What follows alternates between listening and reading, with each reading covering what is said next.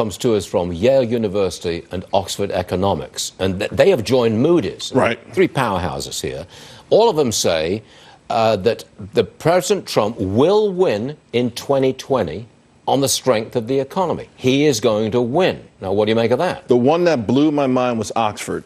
Not only did they have him by 5 points, but they said he would win even with the recession. Even with the recession? Even with the recession. I don't have the full report. I went to the website.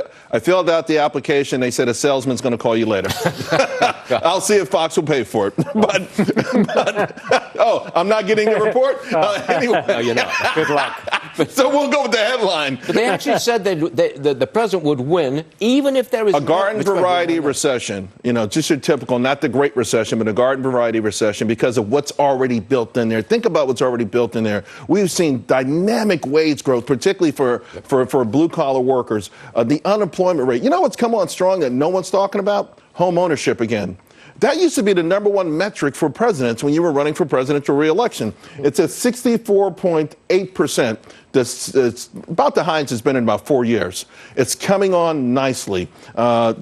Every metric that I look at is significantly better. So if they were to dip a little bit and you were technically had a recession, he might have enough built in, according to Oxford Economics, to still win this. I always look to you for the stock market, and you have consistently said that the stock market is going to go up. And today we've got a series of highs all across the board. I mean, all three indicators, record highs. You think it keeps going further up from here? I really do. I think the underpinnings of this market are phenomenal, beginning with the American consumer.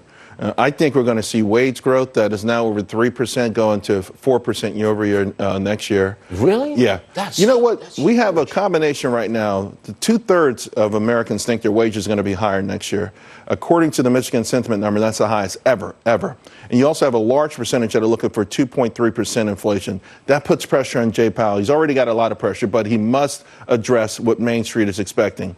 So that's the ideal combination. Higher wages, low inflation, a consumer, by the way, that's sitting on 8.3% savings rate, a consumer that has the ability to really spend a lot more money.